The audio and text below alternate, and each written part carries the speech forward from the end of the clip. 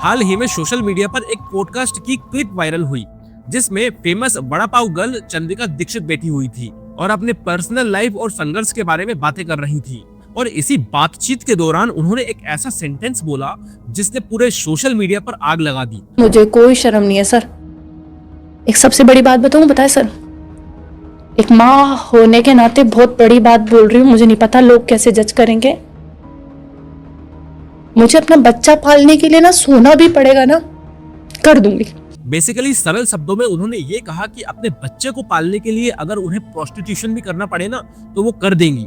देखिए, इस स्टेटमेंट के बाद कुछ लोगों ने इसे बोल्ड स्टेटमेंट बता दिया तो कुछ लोगों ने चंद्रिका दीक्षित के कसीदे पढ़ने शुरू कर दिए, लेकिन बहुत बड़ी संख्या में लोगों ने इस बयान को चिंताजनक और गलत बताया। और इस चिंता का एक कारण भी है कि जब तक आप कोई बात अपने मन में रखते हो तब तक कोई दिक्कत नहीं है, लेकिन जब आप पॉडकास्ट पर बैठ करके पब्लिकली अपने मन की बात सामने रखते हो एज एन इन्फ्लुएंसर, तो आप उसे नॉर्मलाइज कर देते हो और तब ये बहुत गलत हो जाता है। और ये नॉर्मलाइजेशन कितना डरावना हो सकता है, इस बात को समझने के लिए आपको ये जानना जरूरी है कि ये चंद्रिका दीक्षित नाम की लड़की, इसकी ये पहचान बनी कैसे। देखिए, ये लड़की कुछ समय पहले दिल्ली की सड़कों पर वड़ा पाव का ठेला लगाती थी। ये एक बहुत ही साधारण सा काम था, लेकिन उसमें मेहनत थी। ऐसे में 2024 में उसके वीडियो सोशल मीडिया पर वायरल होने लगते हैं। लोग उसकी कहानी से जुड़ने लगे और कई लोग तो ये कहने लगे कि ये एक ऐसी महिला की कहानी है जिसने अपने दम पर संघर्ष करके अपना बिजनेस स्टार्ट किया। तारीख को दे रखा है मैंने, वरना आज मेरे पुराने कस्टमर होते ना, कॉल करके बोलती मैं नहीं आ रही, बात खत्म हो जाती। पेशेंस नाम की चीज नहीं है। मैम 4 से ज्यादा तो मिल ही नहीं रहा। नहीं मैम, आपको दूंगी, पीछे तक देना पड़ेगा। आप चेक कर सर, या तो एज की वो लाइन लगी है, आप कैसे आ गए सर? ऐसे थोड़ी होता है। चेक कर दो। लेकिन इसी रोड पब्लिक भी आपका साथ देगी, जो अगेंस्ट है वो भी साथ देंगे। मैं खड़े होके बोल रहा हूँ, सुनो बात। लेकिन देखो, ताली मैं कह रहा हूँ वो भी साथ खड़े होंगे, वो भी साथ खड़े होंगे, लेकिन ताली एक हाथ से नहीं बजती। इधर की जगह इधर कर लेते मैटर कर। इस लड़की की कहानी को वुमेन एम्पावरमेंट की कहानी बताया जाने लगा और उसी टाइम इसे OTT के बिग बॉस सीजन 3 से ऑफर आ गया। क्या बोला? क्या यहाँ पे भी बात कर रहे थे, वहाँ पे क्या बोला? औकात की बात की, ये बोला बच्ची है, औकात की बात की, ये शो। अब इस लड़की की छवि कुछ ऐसी बन गई थी कि एक महिला जिसने अपने दम पर संघर्ष करके पैसा कमाया, अपने बच्चे को पाला, और इसमें कोई बुराई भी नहीं थी। लेकिन अभी फरवरी 2026 में वड़ा पाव गर्ल के कुछ वीडियोस सोशल मीडिया पर वायरल हुए जिसमें ये अपने पति से लड़ाई कर रही है। जब भी कुछ करो मेरे राइड के बीच में आ जाती है, जब भी कहीं घूमने जाओ बीच में आ जाएगी। क्या चल रहा है हर बात का? चिल्ला यही वीडियो डालूंगा मैं। चिल्ला ना। सारा घर का खर्चा उठा रही हूँ, दुकान जा रही हूँ, घर संभाल रही हूँ, बच्चा संभाल रही हूँ, पागल हूँ क्या मैं? और ते चिल्लाना, मैं तो यही वीडियो डालूंगा, देख तू डाल। बेमतलब में गुस्सा करती रहेगी जब भी कहीं जाओ तो।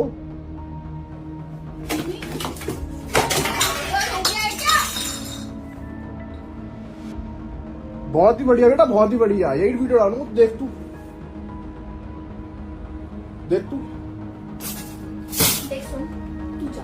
तू जा। हाँ मैं जा ही रहा हूँ, मेरे ना तेरे साथ।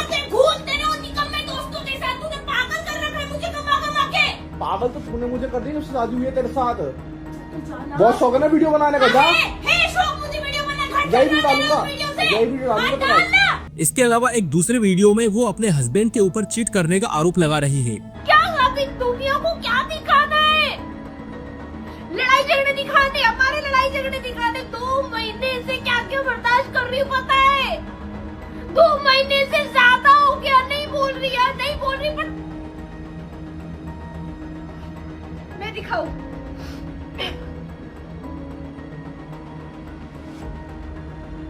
ये चेटिंग, ये मैं काम कर रही हूँ, बच्चा संभाल रही हूँ, घर संभाल रही हूँ, दुकान संभाल रही हूँ, सब संभाल रही हूँ। आप उठ के ये करने जा रहे हो?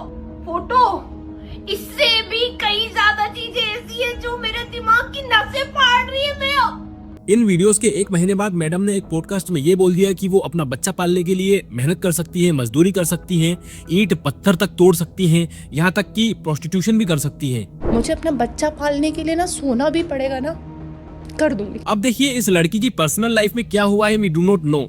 ये भी हो सकता है कि इसके साथ सही में गलत हुआ हो या फिर ये सारे आरोप बढ़ा चढ़ाकर बता रही है। लेकिन अगर इनके साथ इतनी सारी प्रॉब्लम हुई है, इनको तकलीफ है, इनको दुख है, तब भी ये प्रोस्टिट्यूशन को नॉर्मलाइज तरीके से नहीं बोल सकती क्योंकि ये बहुत ही प्रॉब्लमेटिक है।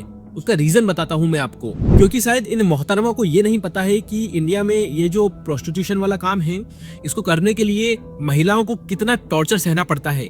फिजिकली, मेंटली, सोशली हर जगह से वो टॉर्चर रहते हैं। इनके बच्चों को हर जगह डिस्क्रिमिनेशन का सामना करना पड़ता है। स्कूल में इनका एडमिशन नहीं होता, इसीलिए छोटी सी उम्र में ये काम करना स्टार्ट कर देते हैं। It is not so easy.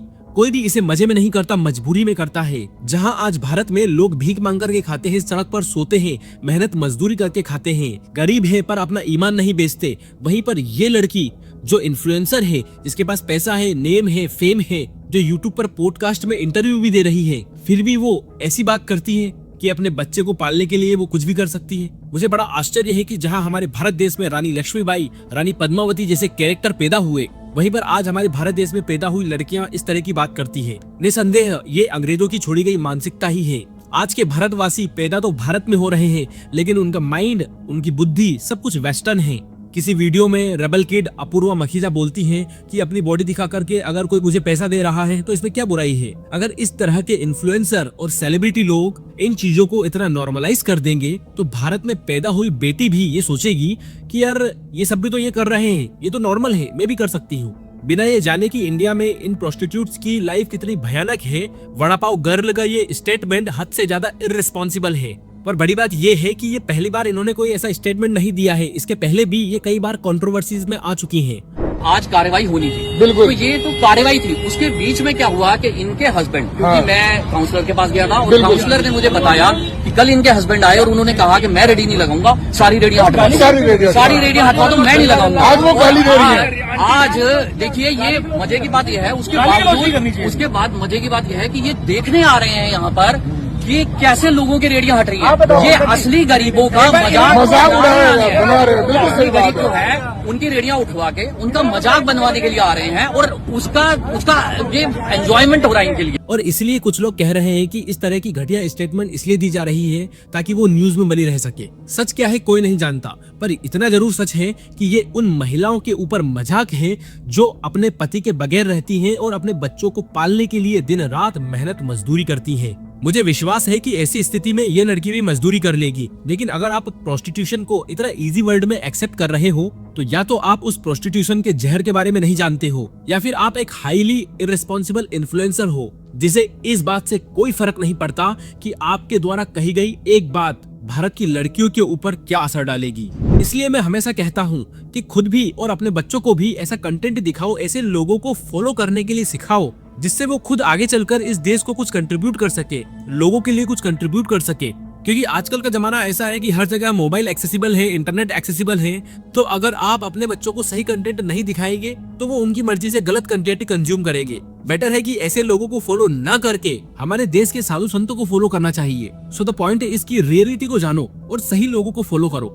क्योंकि आजकल ये एक नया टेक्टिक हो गया है कि कुछ कंट्रोवर्सी कर दो और सोशल मीडिया पर वायरल हो जाओ। हमेशा न्यूज में बने रहने के लिए कुछ कंट्रोवर्सी क्रिएट कर दो, बट खुद का व्यूज और खुद का पैसा कमाने के लिए आप कुछ ऐसा मत करो जिससे कि लॉन्ग टर्म में इस देश के जो युवा हैं वो गलत तरीके से इन्फ्लुएंस हों। और जब तक सरकार ऐसे कंटेंट के ऊपर, मीडिया एडवर्टाइजमेंट के ऊपर रिस्ट्रिक्शन नहीं लगाएगी, उनको रेगुलेट नहीं करेगी, तब तक ये दिक्कत बनी रहेगी।